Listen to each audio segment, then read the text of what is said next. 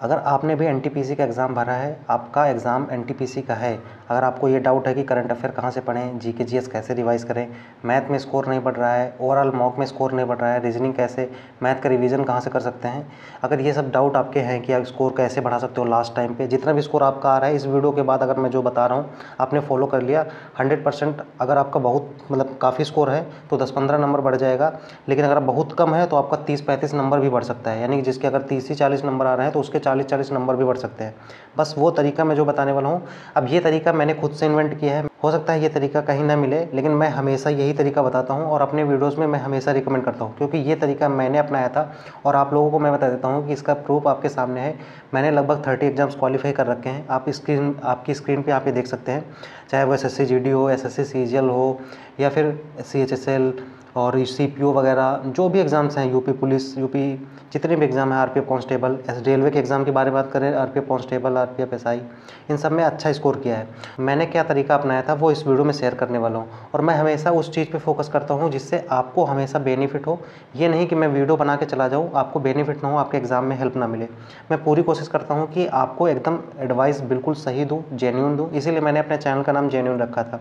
तो अगर आप यहाँ तक आए हैं तो इस वीडियो को पूरा देखिएगा, और जो मैं बताने की कोशिश कर रहा हूँ आप उसको समझने की कोशिश करिएगा, क्योंकि हो सकता है कि सभी, देखो हर स्टूडेंट की कैपेबिलिटी अलग होती है, हर स्टूडेंट के समझने की क्षमता अलग होती है। तो हो सकता है मैं जो बताऊँ आपके स्टूडेंट मतलब आपकी जो समझ है उससे ऊपर हो, या फिर जो मैं बताऊँ वो आपकी समझ से थोड़ा नीचे हो, लेकिन मैं एक बेस बताऊंगा और सबके बारे में बताऊंगा कि कौन क्या किस तरीके से कर सकता है। उसके बाद आपको अपना दिमाग लगाना होता है। किसी की भी स्ट्रेटजी ब्लाइंडली फॉलो नहीं की जाती है, आपको अपना दिमाग लगा के उसमें फॉलो के मतलब आपको उसमें इम्प्लीमेंट करना होता है। फिलहाल मैं जो चीज़ें एकदम सही है वो बताने वाला हूँ, और आप उसमें क्या सुधार कर सकते हो वो भी मैं बताऊँगा। तो काफ़ी टाइम हो गया है, मैं थोड़ा वीडियो में हमेशा टाइम लेता हूँ, मैं हमेशा कहता हूँ, लेकिन इस वीडियो को देखने के बाद, मेरी वीडियोस देखने के बाद आपको दूसरी वीडियोस देखने की ज़रूरत नहीं पड़ेगी, इस बात की भी मैं पूरी रिस्पॉन्सिबिलिटी लेता हूँ। तो आप बिना किसी देरी के वीडियो को शुरू करते हैं। तो नमस्कार दोस्तों, मैं हूँ आपका दोस्त मयंक, एक बार फिर से एक नए वीडियो पे आपका स्वागत करते हैं। जो आप लोगों के काफ़ी डाउट आ रहे थे कि एनटीपीसी पे एक वीडियो लेके आइए जो लास्ट टाइम पे स्कोर को कैसे इंप्रूव किया जा सकता है, तो उसी पे बात करने वाले हैं। सबसे पहले मैं आपको एक चीज़ बता देता हूँ कि करंट अफेयर कहाँ से पढ़ें। तो करंट अफेयर के लिए मैं आपको रिकमेंड करता हूँ हमेशा,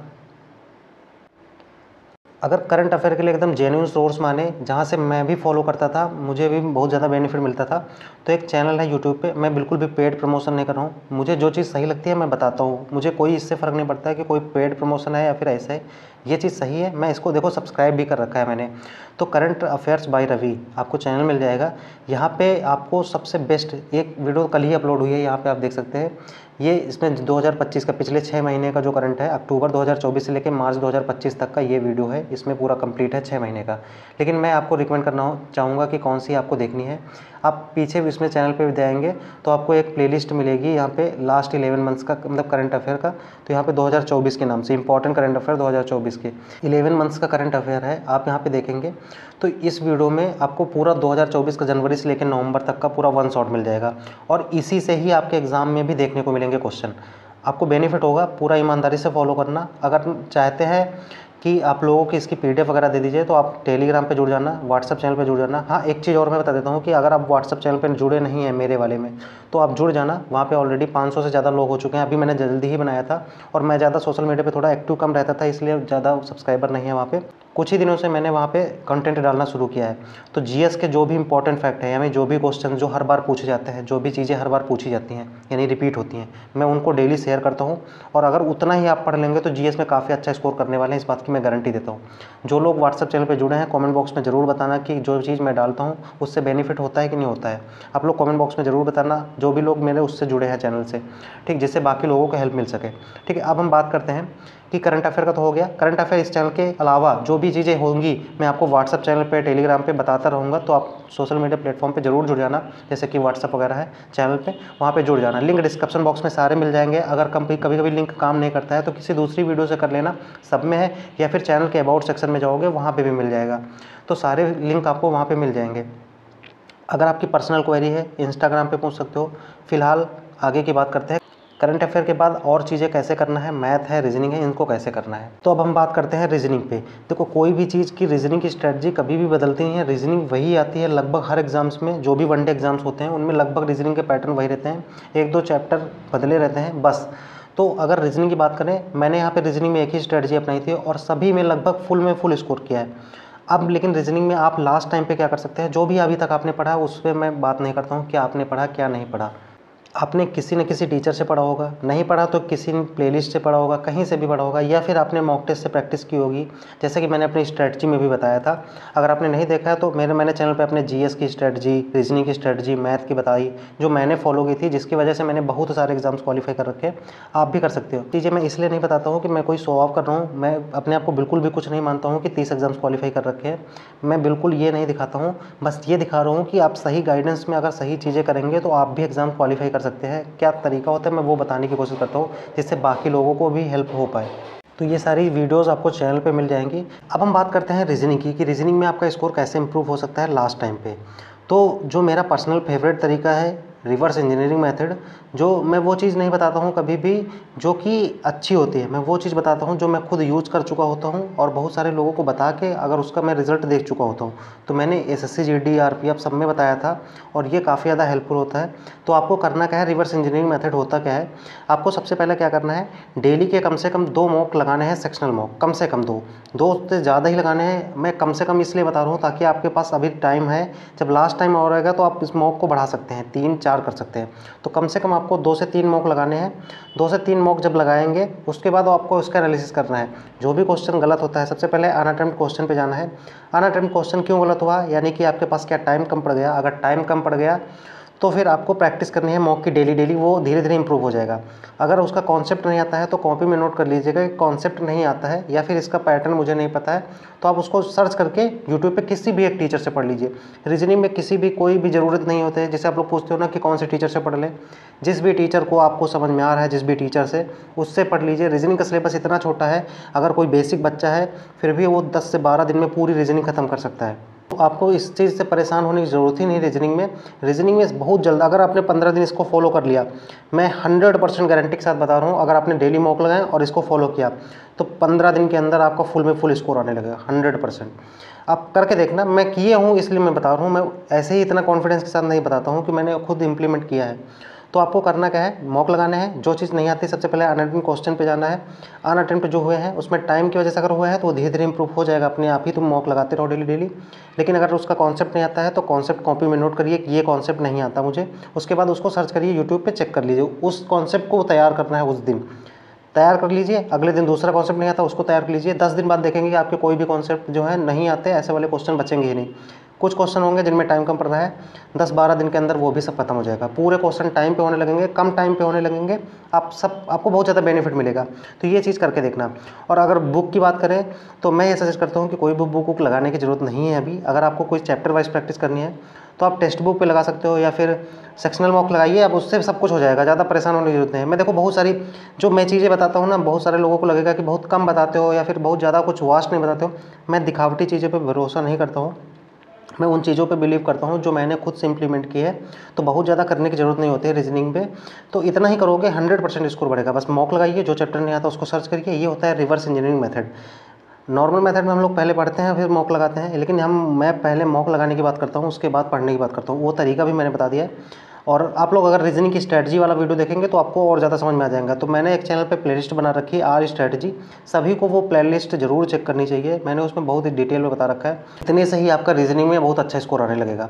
तो ये हो गया रीजनिंग का। अब हम बात करते हैं मैथ की, कि मैथ में आप कैसे इंप्रूव कर सकते हो और मैथ की अगर रिविज़न करना है तो कैसे करना है। तो हम मैथ की बात करते हैं। सबसे पहले मैथ की मैं बात करता हूँ, तो अगर आपने किसी भी टीचर से पढ़ा है तो आपको किसी अन्य टीचर से पढ़ने की ज़रूरत नहीं, उसी टीचर से पढ़िए। अगर आपके पास नोट्स हैं उस नोट्स को बस केवल रिवाइज़ करिए डेली। फार्मूले रिवाइज़ करना, कोई भी फार्मूला आप मिस हो रहा है तो उसको नोट कर लीजिए कॉपी में, उसको रिवाइज़ करते रहिए। लेकिन अगर मान लीजिए आपने किसी भी टीचर से काफ़ी टाइम पहले पढ़ा था, अब आप सिर्फ रिवीजन करना चाहते हैं किसी भी अच्छे टीचर से, तो मैं अगर सजेस्ट करूँ तो आपको यहाँ पर आदित्य रंजन सर की प्लेलिस्ट मिल जाएगी। मैं इसलिए इसको सजेस्ट कर रहा हूँ क्योंकि इसमें कम टाइम में आपका पूरा रिवीजन हो जाएगा। समझ रहे हैं ना। तो इसमें रिवीजन के लिए ये सबसे बेस्ट है।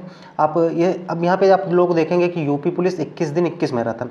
अब आप लोगों को लगेगा कि ये यूपी पुलिस की मैं मैराथन क्यों बता रहा हूँ।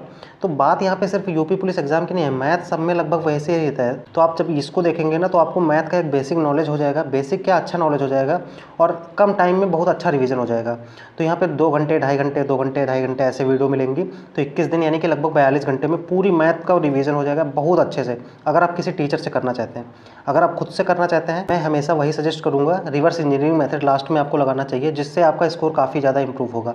मैं ये सब चीज़ें इसलिए इतना कॉन्फिडेंस के साथ बताता हूँ क्योंकि मैंने खुद पे इंप्लीमेंट किया है, और रिजल्ट आपके सामने है कि मैंने लगभग सारे एग्जाम्स क्वालिफाई कर रखे हैं जो भी मेरे रेंज में आ रहे थे, जितने में मैं एलिजिबल था मैं सब दिया हूँ, और सब में लगभग अच्छा स्कोर किया है। ठीक है, तो आप लोग भी इससे कर सकते हैं, बहुत ज़्यादा बेनिफिट मिलेगा, बहुत ज़्यादा भटकने की जरूरत नहीं होती। देखो सिलेक्शन के लिए जैसे मैंने 30 एग्जाम्स दिए, मैं एक एग्जाम्पल देता हूँ।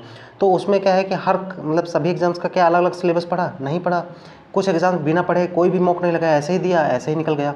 ठीक है, आरपीएफ एसआई का मैंने एक भी मॉक नहीं लगाया था, फिर भी अच्छा स्कोर आया। तो इससे फ़र्क नहीं पड़ता है, सब में मैथ वही होती है, रीजनिंग वही होती है, कुछ फ़र्क पड़ता है थोड़ा बहुत चीज़ों का। तो वो सब चीज़ें मैं आप धीरे धीरे आपको खुद समझ में आ जाएंगी जब आप करेंगे। तो मैथ में यहाँ पे आप इससे करेंगे तो रिवीजन बहुत अच्छा हो जाएगा। अगर आपके पास नोट्स हैं किसी टीचर के, आपने पढ़ रखा है, उससे ही करिए, कोई दिक्कत नहीं है, आप वैसे ही करते रहिए। लेकिन अगर आप पूछेंगे कि कोई एक सोर्स बता दो, तो सोर्स ये है, बहुत सही सोर्स है, कम टाइम में बहुत अच्छा रिवीजन होगा। ठीक है, आई होप समझ रहे होंगे। बाकी मैथ्स में भी वही करना है, आपको मॉक लगाने हैं, कम से कम 2-3 मॉक रोज़ लगाने हैं। सेक्शनल मॉक, फुल मॉक अगर बहुत सारे लोगों को लगेगा कि फुल मॉक में स्कोर कम आ रहा है, बिल्कुल फुल मॉक चाहे तो आप बंद कर दो, कोई प्रॉब्लम नहीं है, कोई दिक्कत ही नहीं है। आपको क्या करना है, सेक्शनल मॉक लगाने हैं। सेक्शनल मॉक में टाइम फिक्स होता है, तो उससे आपका टाइम भी अच्छा हो जाएगा, साथ में आपका जो मतलब जो प्रेशर होता है दिमाग में वो भी नहीं आएगा कि हमारा स्कोर कम आ रहा है, ऐसा कुछ नहीं। जब आप एग्ज़ाम में दोगे ना, इतना अच्छा स्कोर आएगा, आप मानोगे नहीं, यकीन नहीं होगा आपको। जब आप करके देखो ऐसा, मैथ्स की जैसे मैं बता रहा हूँ, डेली मैथ रीजनिंग के डेली 2-2 सेक्शनल कम से कम लगाइए। 2-2 सेक्शनल मॉक लगाने के बाद आप 2 या 3 लगा सकते हो, वो आपके ऊपर डिपेंड करता है आप कितना ज़्यादा करते हो। देखो जितना ज़्यादा मेहनत करोगे उतना रिजल्ट आएगा, और मैं हमेशा कहता हूँ जितना ज़्यादा मेहनत करोगे रिजल्ट उतना अच्छा आएगा। कोई भी शॉर्टकट नहीं होता है कि शॉर्टकट कोई तरीका है, शॉर्ट ऐसे कोई जड़ी बूटी टाइप दे दो, ऐसा कुछ नहीं होता है, मेहनत करनी पड़ती है। मेरी मैथ बहुत ज़्यादा वीक थी, मैंने इंप्रूव किया है, बहुत भटका हूँ इधर उधर, तो मैं चाहता हूँ एकदम जेन्युइन तरीका बता दूँ, वही चीज़ें मैं बताता हूँ। आई होप समझ रहे होंगे ये सारी चीज़ें। तो ये होगी सोर्स। अब हम मेन जो हमारा टॉपिक आता है वो आता है जीएस। जीएस को कहाँ से पढ़ें, हम जीएस की बात करें, एकदम बिल्कुल जेन्युइन सोर्स बताऊंगा कि कैसे आपको जीएस करना है। तो अब आपको यूट्यूब पे लास्ट टाइम बचा है, तो यूट्यूब पे आपको दिखेंगे कि टॉप 100 क्वेश्चन इसके, टॉप 100 क्वेश्चन उसके, टॉप 100 क्वेश्चन जीएस के, एनटीपीसी में आने वाले टॉप 10 क्वेश्चन, ऐसा इनको बिल्कुल नहीं देखना है। ईमानदारी से बता रहा हूँ, कुछ भी नहीं बेनिफिट होगा इससे, आपका टाइम बर्बाद होगा। अगर आपको सिलेक्शन लेना है तो बुक की तरफ जाइए। अगर आप किसी भी टीचर की बुक पढ़ रहे हैं या फिर कोई भी बुक पढ़ रहे हैं, सारी ही बुक्स मतलब अच्छी होती हैं। ये मतलब ये होता है कि बस किस बुक्स में लैंग्वेज जो होती है वो आपको समझ में आ रही है, बस इस पर डिपेंड करता है। बुक में सारा मटेरियल वैसा ही होता है, सब कुछ अच्छा होता है। बुक पे आप जितना ज़्यादा फोकस करोगे उतना जल्दी सिलेक्शन होगा, इतना बात जान लो। तो बुक पे आपको जाना है। जितनी चीज़ें आप एक वीडियो के 2 घंटे के एक वीडियो में देखोगे ना, अगर बुक से पढ़ोगे तो मात्र 30 मिनट में आप चीज़ों कर लोगे। बाकी का 1.5 घंटा आप अलग से टाइम दोगे तो कितना ज़्यादा पढ़ लोगे। अभी इमेजिन करके देखो ना सारी चीज़ें। और ये कोई नहीं सजेस्ट करता, कोई कहता है कि टॉप 100 क्वेश्चन देख लो, उसके देख लो, उसको देख लो, मेरे बस ये वाली क्लास ले लो, इससे सिलेक्शन हो जाएगा। नहीं होगा, मैं लिख के दे रहा हूँ। तो आपको क्या करना है, आप देखो मैं चीज़ यार देखो, कुछ लोगों को लगेगा कि मैं एकदम ऐसे बोल देता हूँ कुछ भी। मैं हमेशा वो चीज़ बोलता हूँ जो मैंने फॉलो किया है, जो बिल्कुल सही चीज़ हुई है। तो मैं चाहता हूँ कि जितना मैं भटका हूँ इधर उधर, आप जो मेरे सब्सक्राइबर्स हैं वो ना भटकें, मैं इतना चाहता हूँ बस। जो लोग मेरे से जुड़े हैं, मेरे पे भरोसा कर रहे हैं, मैं वो उन लोगों को वो चीज़ बताता हूँ कि जो चीज़ सही है बिल्कुल। पर सही चीज़ यही है कि आपको वीडियोस पे ना जाके, लास्ट में भी बहुत सारे वीडियोस मिलेंगे कि टॉप 100 टॉप 200, ऐसा कुछ नहीं होता है। आपको सीधे जाना है बुक पे, जो पढ़ रहे हैं रिवीजन उसी का करते रहिए। जितना पढ़ रखा है उसका रिवीजन ज़रूर इंपॉर्टेंट है, लास्ट में रिवीजन करते रहिए और मॉक लगाइए। अब जीएस के मॉक बहुत इजी होते हैं, मतलब जल्दी हो जाते हैं, टाइम कम लगता है। तो आप 4 मॉक 5 मॉक सेक्शनल मॉक लगाइए, या फिर जो क्वेश्चन आते हैं वो लगाइए। ऐसे करते रहेंगे, बस उन्हीं का रिवीजन करते रहिए, बार बार उनका रिवीजन करो, अच्छा स्कोर आएगा 100%। जीएस में सबसे ज़्यादा इंपॉर्टेंट यही होता है कि आप रिवीजन कितना कर रहे हैं। आई होप आप समझ रहे होंगे। और वीडियोज़ पे अगर जाना है आपको तो आप जिस भी टीचर से पढ़ रहे हैं या फिर जो भी पहले से फॉलो कर रहे हैं उसी पे चाहिए, किसी नए टीचर के पास मत चाहिए, क्योंकि जीएस एक बहुत ज़्यादा बड़ा सिलेबस है।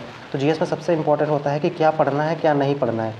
और अगर जीएस के कुछ क्वेश्चन डेली आपको चाहिए तो मेरा व्हाट्सएप चैनल ज्वाइन कर लेना। मैं वहाँ पे कुछ सिलेक्टेड चीज़ें डालता हूँ डेली, मतलब कुछ ना कुछ अगर उसको देखोगे तो कम से कम कुछ क्वेश्चन डेली तैयार होंगे, और मैं वही चीज़ें डालता हूँ जो हर बार रिपीट हुई है या फिर 8-10 बार एग्ज़ाम में पूछी हुई है, किसी न किसी एग्ज़ाम में पूछी है। वही चीज़ें मैं वनडे एग्ज़ाम्स में जैसे एसएससी जीडी में पूछ लिया, फिर एसएससी में पूछ लिया, रेलवे में पूछ लिया, आरपीएफ में पूछ लिया, इन सब चीज़ों वही चीज़ें डालता हूँ जो ऑलरेडी सिलेक्टेड है या फिर टॉप मटेरियल, क्योंकि बहुत ज़्यादा है, सब कुछ नहीं पढ़ सकते हो, तो मैं उतना ही देता हूँ जितना आप पढ़ सको। तो चैनल पे जुड़ जाना, व्हाट्सएप का लिंक डिस्क्रिप्शन में है, वहाँ पे जाके आप जुड़ सकते हो।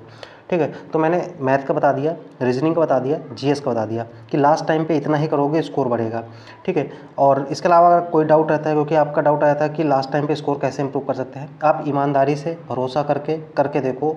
और जो लोग भी एसएससी जीडी आरपीएफ में मेरा ये स्ट्रैटेजी फॉलो किए थे, उन लोग कमेंट बॉक्स में ज़रूर बताना कि क्या इससे बेनिफिट हुआ था।